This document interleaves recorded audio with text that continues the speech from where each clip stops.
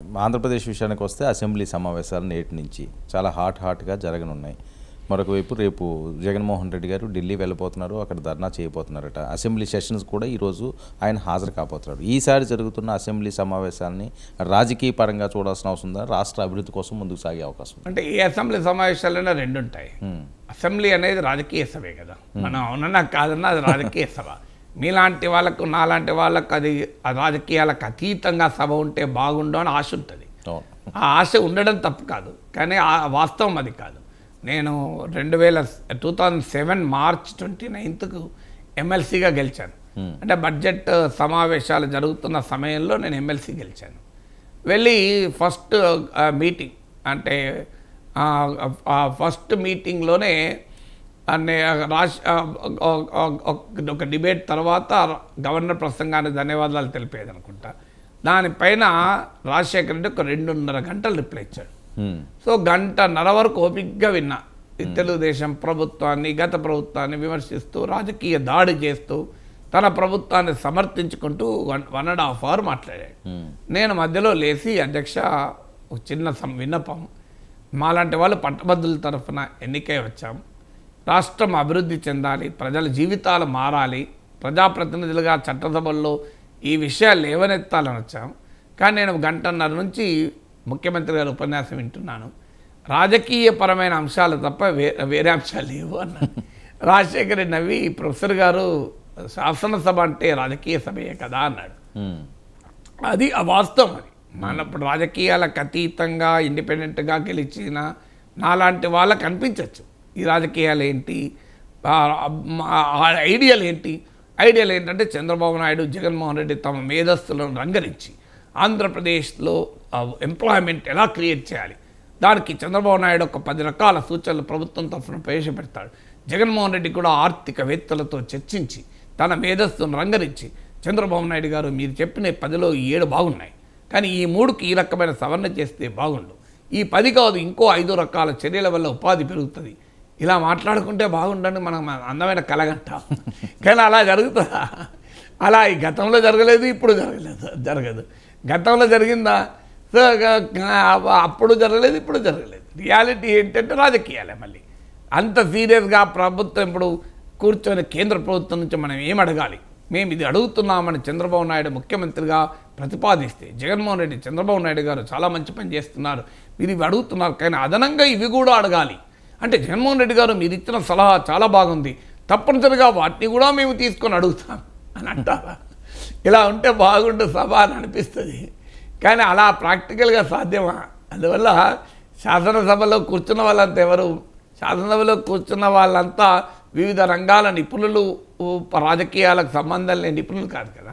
నైపుణ్యం ఉండొచ్చు వాళ్ళు వివిధ రంగాల్లో, లేదని నేను అన్నాను, కానీ అల్టిమేట్గా వాళ్ళు రాజకీయ నాయకులు. సో రాజకీయ నాయకులు అంటే తమ పార్టీ ప్రయోజనాలు, ప్రత్యర్థి పార్టీని ఏకిపారేయడము, ప్రజల దృష్టిలో తమ పార్టీని హీరోగా చూపడము, ప్రత్యర్థి పార్టీని విలన్గా చూపడం, ఇదే కదా పని. సో అందువల్ల శాసనసభను మించిన వేదిక వాళ్ళకి ఏముంటుంది? అందువల్ల ఈ శాసనసభ భిన్నంగా ఉంటుందని అనుకోను. ఇంకా ఈ సభలో బ్యాలెన్స్ లేదు. పోనీ గత సభలోనే బ్యాలెన్స్ లేదు. 151 మంది అధికార పార్టీకి ఉంటే 23 మంది మాత్రమే టీడీపీకి ఉండే. కనీసం బ్యాలెన్స్ ఉంటే ప్రభుత్వాలు కాస్తంతా ఏకపక్షంగా ఉండవు.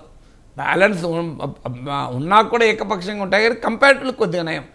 అందువల్ల లాస్ట్ 5 ఏళ్ళే బ్యాలెన్స్ లేదు, 23 ఏళ్ళు. ఇప్పుడు 11 సీట్లకే పరిమితమైంది, ఇంకేం బ్యాలెన్స్ ఉంటుంది?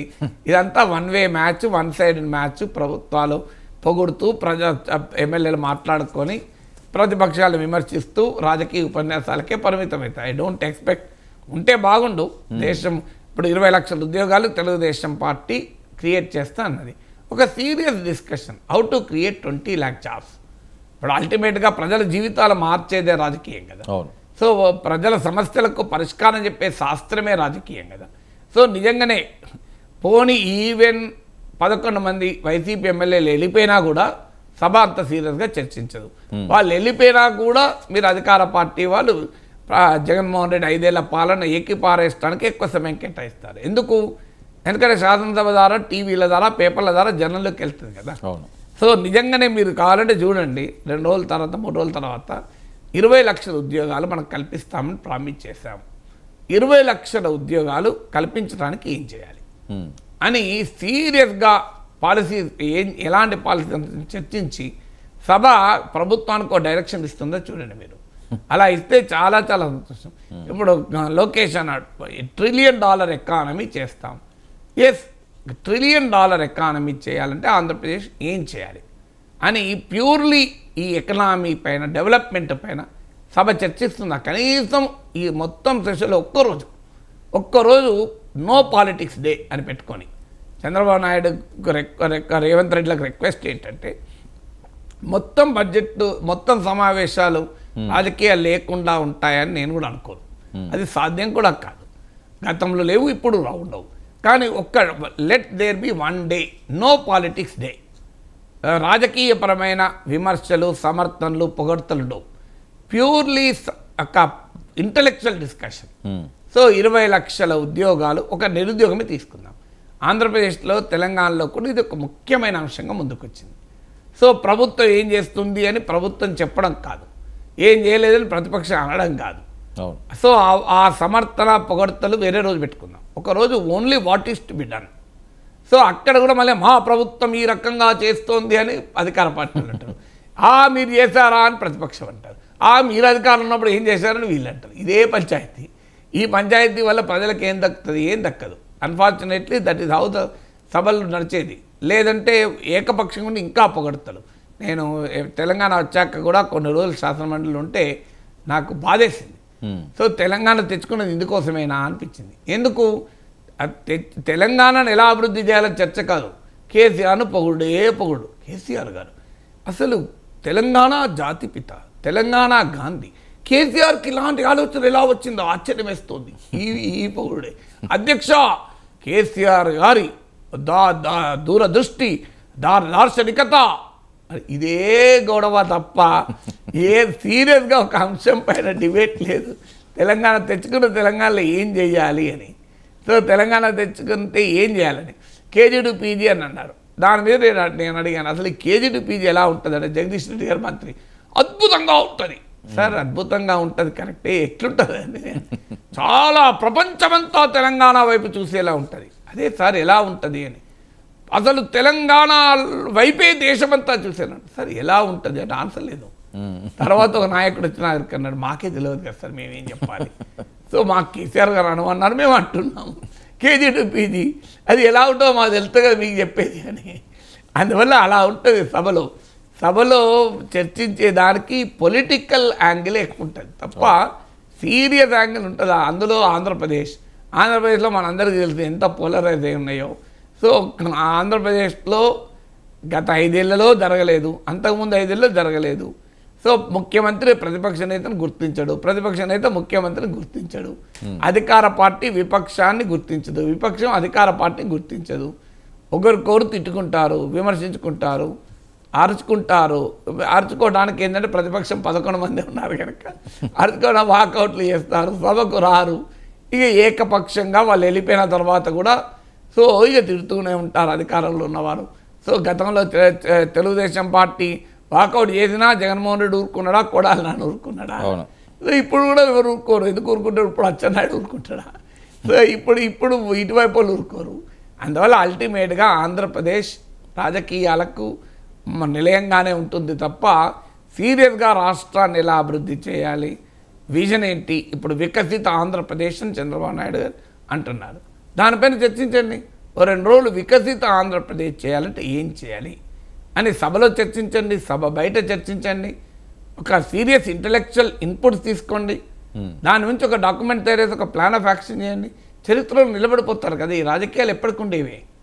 సో చరిత్రలో నిలబడిపోతారు. అల్టిమేట్గా అధికారం ఉన్నవారు గుర్తుంచుకోవాల్సింది అంటే ప్రజలకు తమ పాలన ఏం చేస్తుందన్న దానిపైనే ప్రజలు రియాక్ట్ అవుతారు.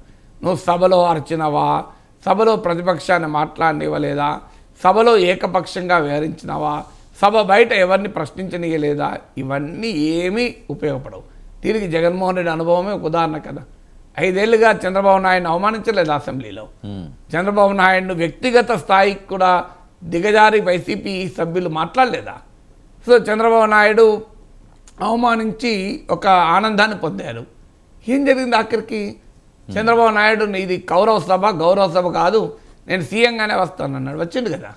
అవును. సో అల్టిమేట్గా ఏం సాధించారు? 151 మంది ఎమ్మెల్యేలు పట్టుకొని ఒకవైపు అంబటి రాంబాబు, ఒకవైపు కొడాలి నాని, ఒకవైపు రోజా, ఒకవైపు వల్లమనేని వంశీ పొద్దున్న లేస్తే తెలుగుదేశం పార్టీ మీద భయంకరమైన అటాక్, చంద్రబాబు నాయుడు వ్యక్తిగతంగా దాడి చేసుడు, ఆఖరికి కుటుంబాన్ని పట్టుకొచ్చుడు.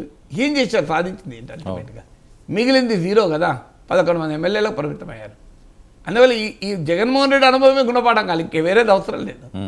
సో అంతకుముందు చంద్రబాబు నాయుడు ఏం చేశాడు? 23 మంది వైసీపీ ఎమ్మెల్యేలు లాక్కున్నాడు. జగన్మోహన్ రెడ్డి పైన రోజు టీడీపీ వాళ్ళు అటాక్ చేశారు. అచ్చెన్నాయుడు, దేవినేని ఉమా ఏం చేశారు? ఆఖరికి 2019లో టీడీపీ 23 సీట్లకు పరిమితమైంది. జగన్మోహన్ 151 సీట్లకు గెలిచాడు. అంటే ఈ 2 సార్లు అనుభవాలు అవే కదా చెప్పేది. మీరు ఎదుటి వాళ్ళు ప్రత్యర్థులు అవమానించి, ప్రత్యర్థులు నోరు మూయించి, ప్రత్యర్థులు అవహేళన చేస్తే ఆనందాన్ని పొందొచ్చు, కానీ అల్టిమేట్గా ప్రజలు దాన్ని అంగీకరించలే. ప్రజలు నిన్ను అధికారం ఇచ్చింది ఆ ఆనందం పొందడానికి కాదు. మేము ఓడించడం సరిపోతుంది కదా అంటున్నారు. 2019లో వైఎస్ జగన్కు ప్రజలు ఇచ్చిన మెసేజ్ ఏంటంటే, నువ్వెవరయ్యా, మేము చంద్రబాబు నాయుడు ఓడించాం కదా, 23 సీట్లు తగ్గించాం కదా, అయినా నువ్వు 5 ఏళ్ళు ఆయనను అటాక్ చేసుకుంటూ కూర్చున్న మాకేం వస్తుంది అన్నారు. అని ఆయన ఓడించి ఇప్పుడు చంద్రబాబు నాయుడు మళ్ళీ అధికారం ఇచ్చారు. రేపు మళ్ళీ చంద్రబాబు నాయుడు పాలనలో కూడా జగన్ తిట్టడానికే పరిమితమైతే, అయ్యా మేమే కదనయ్యా ఆయనని శిక్షించి 11 సీట్లకు పంపించింది, మళ్ళీ ఇంకా నువ్వు తిడితే ఏమవుతుంది మాకు, నువ్వేం చేస్తావో చెప్పు అంటారు. అందువల్ల ఈ కూటమికి ఒక మంచి ఎక్స్పీరియన్స్. గత 2 సార్లు ప్రజలు కంప్లీట్ అటు నుంచి ఇటు వచ్చారు. సో అటు నుంచి ఇటు వచ్చినప్పుడు ఇటు నుంచి అడిపోయే అవకాశం ఉంటుంది ఎప్పుడైనా. అందువల్ల డూ సంథింగ్ గుడ్ ఫర్ కొత్త పార్లమెంటరీ సాంప్రదాయాన్ని మొదలుపెట్టండి. అల్టిమేట్గా కూటమి ప్రజలపైన ఒక బలమైన ముద్ర వేస్తే ప్రజలే జగన్మోహన్ రెడ్డి సంగతి చూసుకుంటారు. మీరు ఏం అవసరం లేదు, ఎవ్వరు చూసుకోవాల్సిన అవసరం లేదు.